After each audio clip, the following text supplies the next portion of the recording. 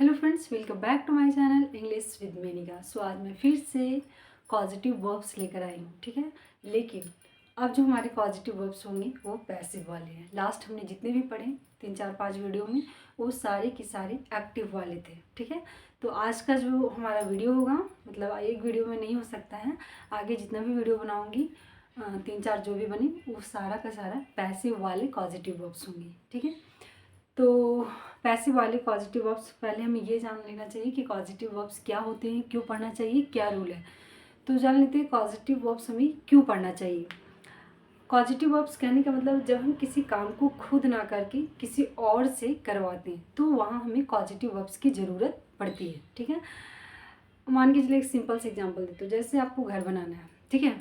आपको घर बनाना है, आपके पास पैसा है और आपको नहीं पता कि क्या करना है, तो आप क्या करोगे, एक कॉन्ट्रैक्टर को आप अपना घर की जो बनाने की जिम्मेदारी है, रिस्पॉन्सिबिलिटी है, सब उसे दे दोगे कि चलो ठीक है आप कॉन्ट्रैक्ट बेस पे मेरा घर बना दो।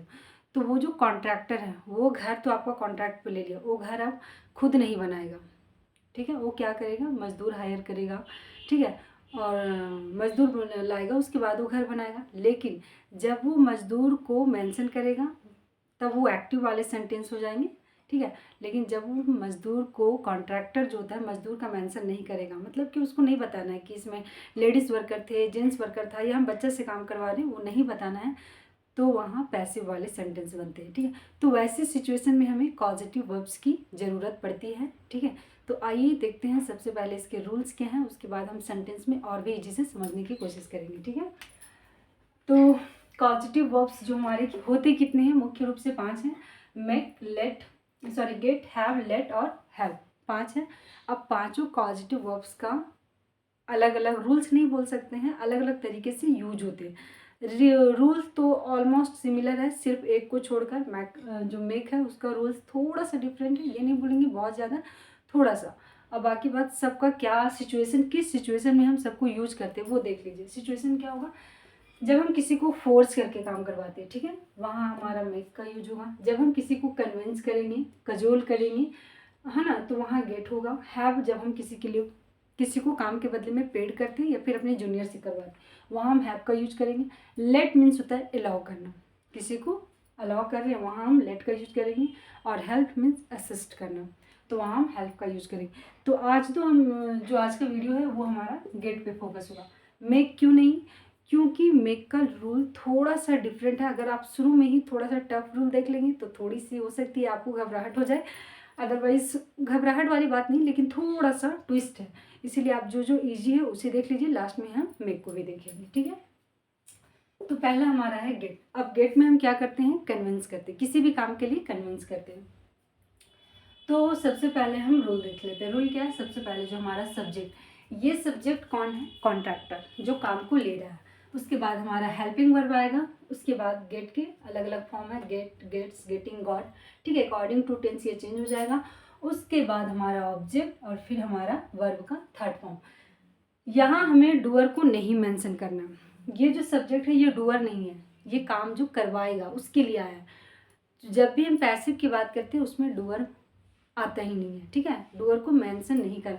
बात जब भी हो पैसिव का तो दो चीज़ें दिमाग में तुरंत आना चाहिए, वर्ब का थर्ड फॉर्म, और दूसरी बात किसमें, पैसिव में हमें सब्जेक्ट यानी डूअर को मेंशन नहीं करना होता है, ठीक है। आप सेंटेंस देखिए, जैसे मैं इस बोर्ड को हटवा दूंगा, ये सेंटेंस क्या है, मैं खुद बोल रही हूँ कि मैं इस बोर्ड को हटवा दूंगी। क्या मैं बोर्ड खुद हटा रही हूँ, नहीं। बोर्ड कौन हटा रहा है मुझे नहीं पता, ठीक है। किससे मैं हटवा रही हूँ नहीं पता, ठीक है, लेकिन मैं रिस्पॉन्सिबिलिटी लूँ कि मैं इस बोर्ड को हटवा दूंगी। तो देखिए कैसे बनेगा, आई दूंगा, दूंगी क्या आएगा, will, I will get this board, the board क्या है, इस बोर्ड ना, this board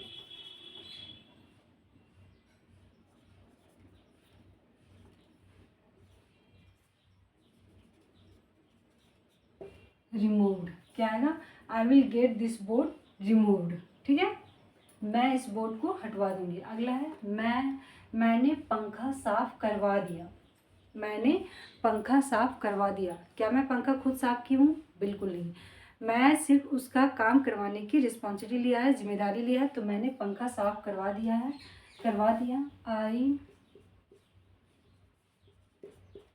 got the fan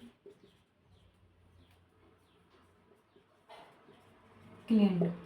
verb का थर्ड फॉर्म हमेशा चलेगा। I got the fan cleaned. उसने खाना बनवा दिया। उसने खाना बनवा दिया। क्या उसने खाना खुद बनाया है? बिल्कुल नहीं, खाना किसी और से बनवाया है। किससे बनवाया है मुझे जानने की ज़रूरत भी नहीं है, क्योंकि हम पैसिव पढ़ रहे हैं। तो उसने क्या आएगा? आप ही भी बोल सकते हैं, सी भी बोल सकते हैं, क्योंकि यहाँ पता नहीं चल रहा है कि बनवा दिया। चलो, अगर उसने ही, चलो सब्जेक्ट क्या आएगा हमारा, मतलब डूअर कौन है? He got the food cooked. ठीक है, he got the food cooked.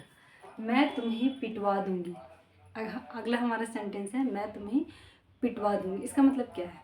क्या मैं खुद पीट रही हूँ? बिल्कुल नहीं। मैं किससे पिटवा रही हूँ? नहीं पता। एक तरह का जैसे धमकी होता है ना, वही चीज़ है। तो मैं तुम्हें पिटवा दूंगी, इस तरह का सेंटेंस में हम पॉजिटिव को यूज करते हैं। ठीक है, तो देखिए, मैं तुम्हें पिटवा दूंगी। I will get you. You तो है ही नहीं।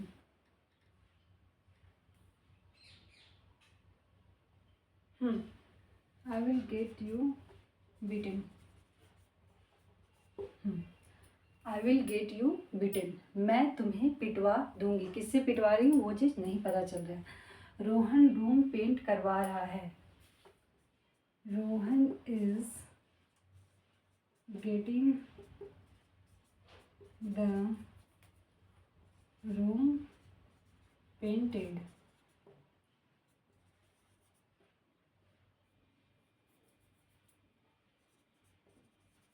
ठीक है, Rohan is getting the room painted. तो आप इस तरह से खूब सारा सेंटेंस बनाइए, जम की प्रैक्टिस कर लीजिए।